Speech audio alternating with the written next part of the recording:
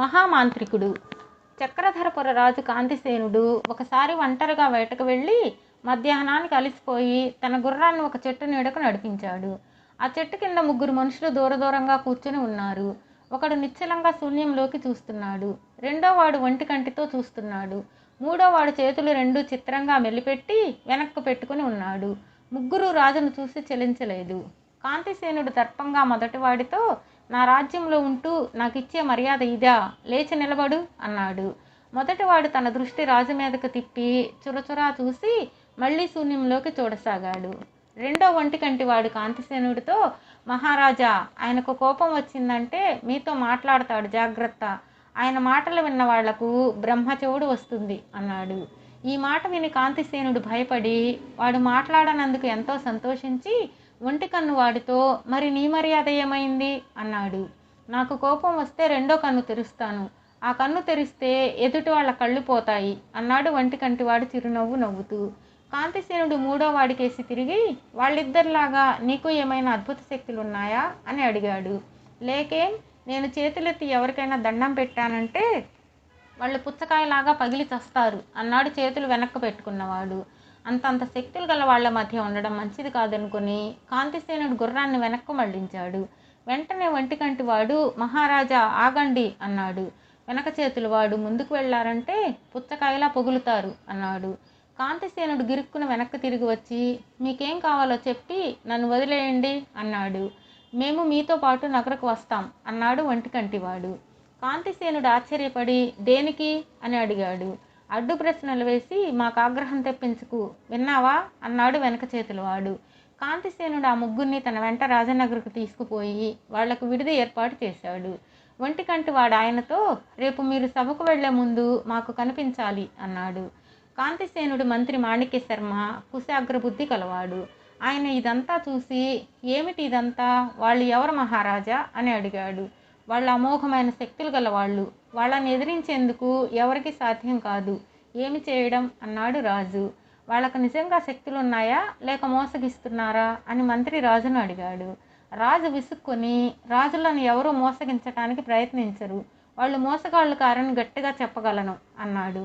మంత్రి వాళ్లకు విషం పెట్టి చంపిద్దామంటే రాజుకు కోపం వచ్చి, అంత శక్తులున్న వాళ్ళు విషాన్ని పసిగట్టలేరా, మీరు పరిస్థితులు బాగా అర్థం చేసుకుని సలహాలు ఇవ్వడం నేర్చుకోండి అని వెళ్ళిపోయాడు.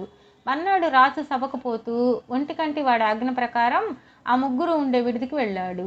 ఒంటికంటి వాడు రాజును చూసి, మహారాజా, ఈ రోజు నుంచి ఈ రాజ్యాన్ని మనం నలుగురుము పరిపాలిస్తాం.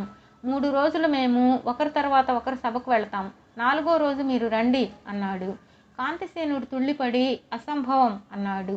కానీ ఒంటికంటి వాడు, మాకు ఆగ్రహం వచ్చిందంటే మీరు మీ ప్రజలు ఏమవుతారో తెలుసుకొని మరీ మాట్లాడండి అన్నాడు.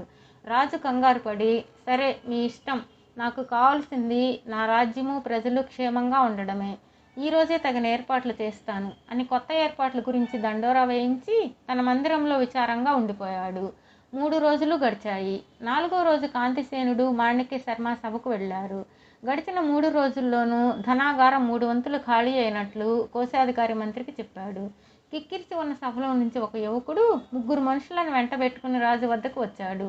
వారిలో ఒకడికి ఒక కన్ను లేదు, మరొకడికి 2 చేతులు లేవు. ఏమి జరిగినది ఆ యువకుడు రాజుకు విన్నవించాడు. మొదటి రోజు పరిపాలించిన వాడు రాజ్యంలో ఎవరూ మాట్లాడరాదని శాసించాడట.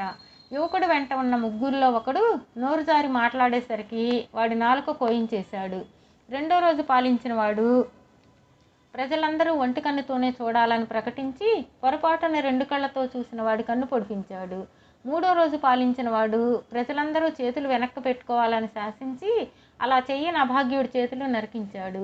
కాంతిసేనుడు ఆ యువకుడితో ఏమీ అనలేక కంటతడి పెట్టుకుని సభ నుంచి లేచి వెళ్ళిపోయాడు. తరువాత ప్రజలు మంత్రిని కలుసుకుని తమ కష్టాలు చెప్పుకుని తమకు విముక్తి కలిగే మార్గం చూడమని వేడుకున్నారు.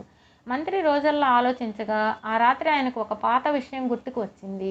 చక్రధరపురానికి తూర్పున ఒక కొండ ఉన్నది. ఆ కొండలో ఒక లోతైన గుహ ఉన్నది. ఆ గుహలో కొన్ని 100 ఏళ్ల క్రితం ఒక మహామాంత్రికుడు ఉండేవాడట. ఆ మాంత్రికుడు అదృశ్యంగా ఇంకా ఆ గుహలోనే ఉన్నాడని, నరబలి ఇచ్చిన వాళ్లకు ప్రత్యక్షమై కోరిన కోరిక తీర్చుతాడని జనంలో నమ్మకం ఉన్నది. మర్నాడు మంత్రి రాజును కలుసుకొని మహామాంత్రికుడి సంగతి గుర్తు చేసి అతని సహాయంతో దుర్మార్గుల పీడ వెరగడ చేద్దాం అనుకున్నాడు. నిజమే, కానీ నరబలి మాట ఏమిటి? మనం మహామాంత్రికుడి సహాయం కోరుతున్నామని తెలిస్తే వీళ్లతో ప్రమాదం కదా అన్నాడు రాజు. నరబలి విషయం మీరు ఆలోచించనవసరం లేదు. పోతే వీళ్లకు భయపడి మనం ఏమీ చేయలేకపోతే అది ప్రమాదమే. బయలుదేరండి ముందు అన్నాడు మంత్రి. ఇద్దరు కొండ గుహ వద్దకు వెళ్ళారు. రాజును గుహ బయట ఉంచి మంత్రి గాఢాంధకరపు గుహలోకి వెళ్ళి, మహారాజా, ప్రజల కోసం నేను బలైపోతున్నాను అని కేక పెట్టాడు.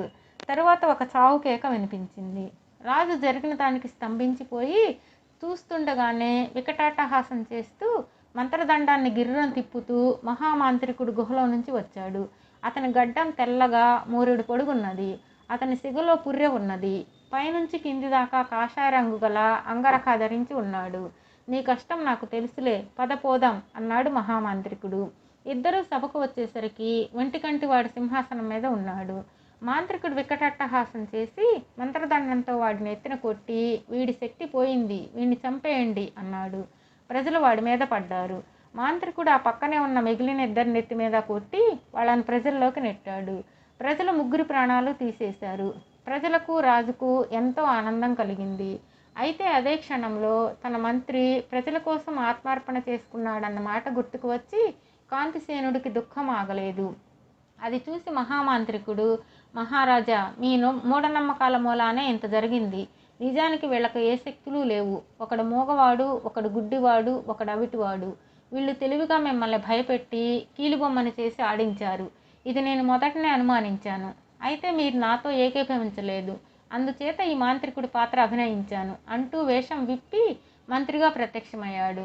రాజు అతన్ని ఆనందంతో కౌగిలించుకున్నాడు. ప్రజలు హర్షధ్వానాలు చేశారు. తరువాత ఆ ముగ్గురు మోసకారుల విడుదల వెతకగా ఖజానాలో పోయిన ధనం దొరికింది.